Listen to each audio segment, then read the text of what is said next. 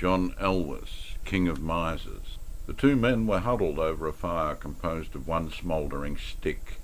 Their clothes were ragged and darned, their boots worn and cobbled. They had supped meanly on the stinking remnants of a partridge, and now were sipping alternately and at long intervals from a single glass of wine placed evenly between them. As they sipped, they mourned over the extravagance of the day, and when dusk fell they went unhappily to bed rather than waste a candle. An observer would have been justified in believing them victims of the direst poverty and want, instead of which they were two of the richest and most miserly curmudgeons in the whole of England. The elder, who was so mean that he would not put another stick on the fire until the first had burnt through, was Sir Harvey Elwes, Squire of Stoke, Suffolk. The younger, with beady eyes, receding forehead, and a stoop that gave him the appearance of a bird of prey, was his nephew John Elwes, Squire of Marham, Berkshire, who had not yet then quite sunk to the depths of avarice, but were to label him in history the King of Misers. For John Elwes today was playing a game of Jekyll and Hyde. In London he still mixed with the fashionable world, his clothes bearing the hallmarks of elegance, and in his lust for gold he would gamble at Arthur's and other crack clubs, winning or losing thousands, though, winning or losing, he always walked home because he grudged the shilling for a coach. The reason for his ragged appearance on this occasion was that he dared not appear before his uncle, the miserly Sir Harvey, in his gay London clothes, for fear of forfeiting the thousands he hoped would come to him when his uncle died.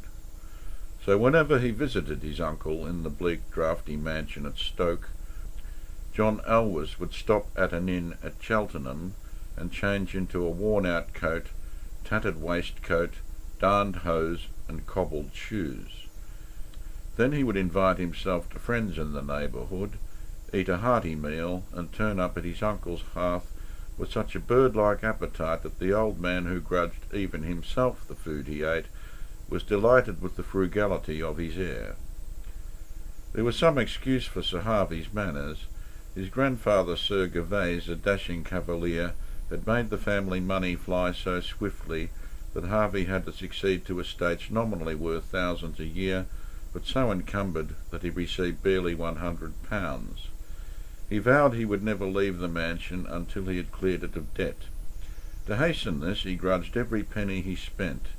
His only pastime was partridge trapping, and he indulged in it solely because it enabled him to feed himself and his miserable staff of one man and two maids on an eternal diet of partridges that cost him nothing.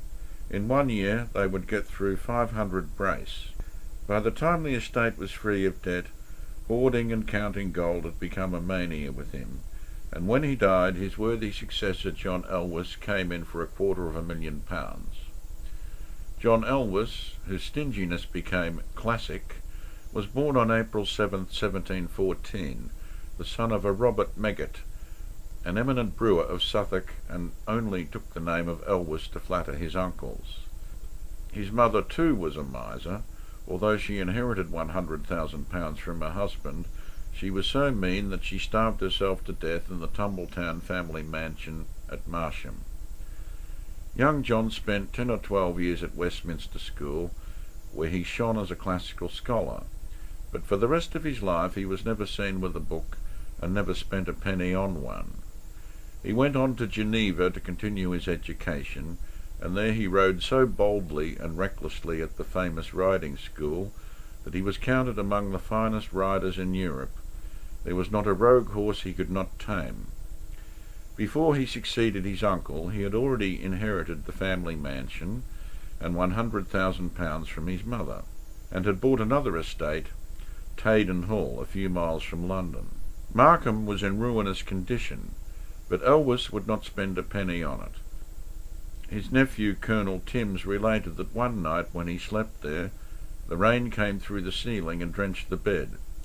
He trundled the bed around the room until he found the only dry spot in a corner. He told his uncle about it in the morning, "Ay, ay," said the miser, "I don't mind the damp myself, but to those who do, that's a nice corner in the rain."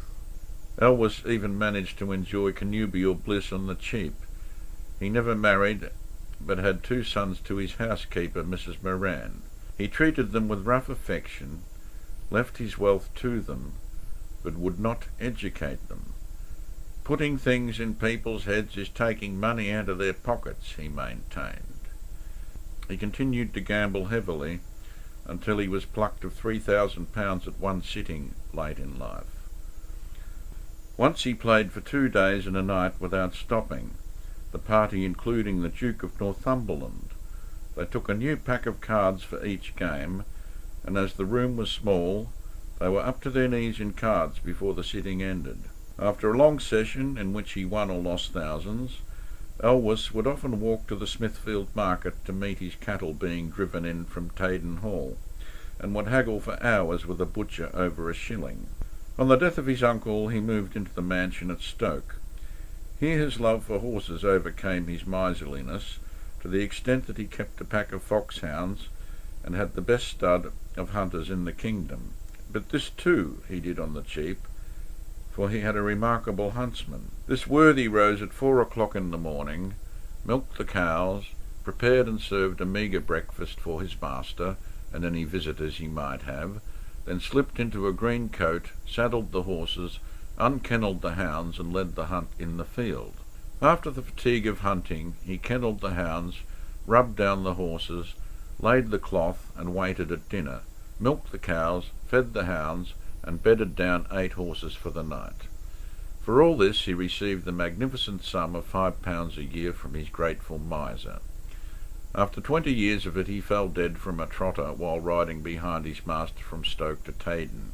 The huntsman's life of slavery proved that John Elwes practised what he preached. He was always a daredevil rider. Once his leg was cut to the bone when his horse fell at a jump. With blood streaming down his boots, he finished the run. Then the miser came out. For months he would not have an apothecary, and only consented to take medical advice when it was feared an amputation would be necessary.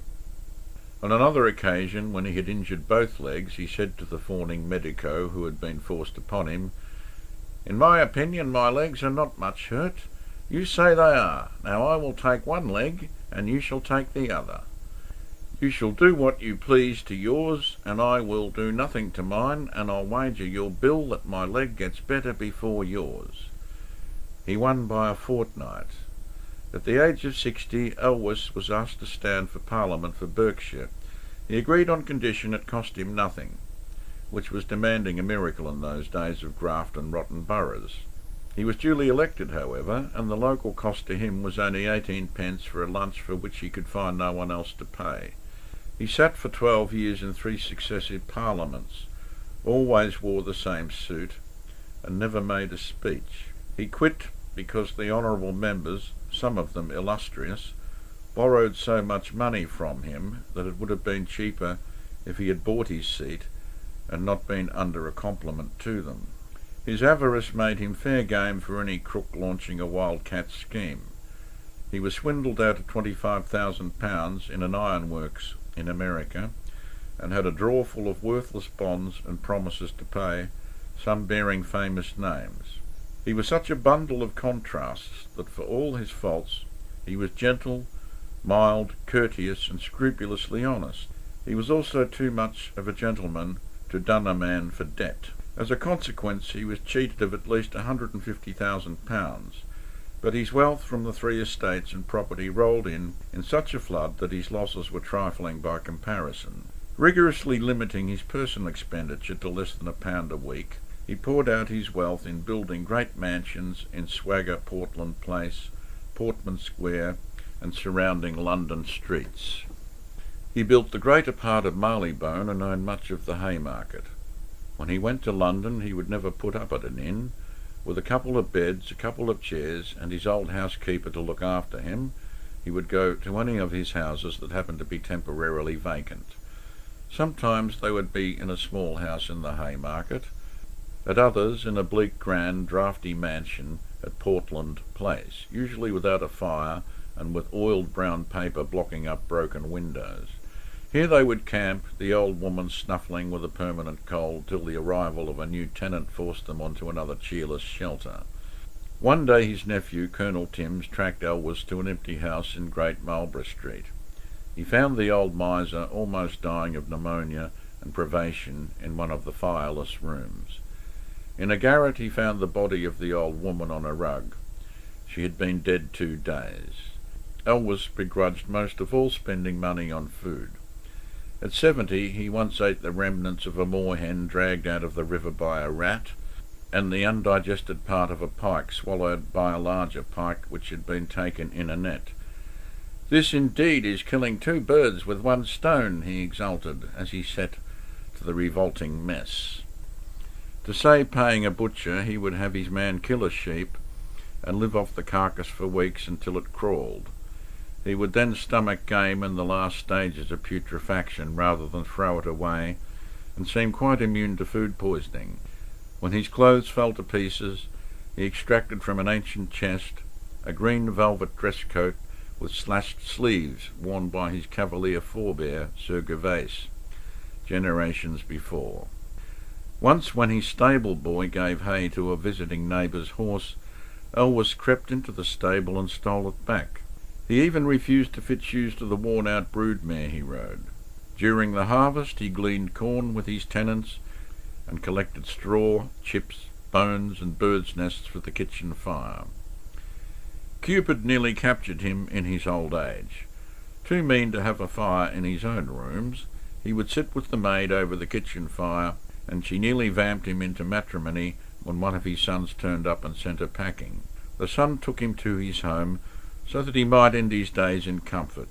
But his gold craze haunted him. Frequently he would imagine he was being robbed, and the house would echo to sounds as if he was struggling with somebody in his chamber. "I will keep my money! No one shall rob me!" would come the pitiful cry. He began to hoard little sums of golden guineas all over the house, forget where he put them, and accuse all of stealing them. One morning they found him in bed, fully clothed, tattered shoes on feet, stick in hand, battered old hat on head, ready in case robbers came. He died on November 26, 1789, at the age of 75, leaving £800,000 behind.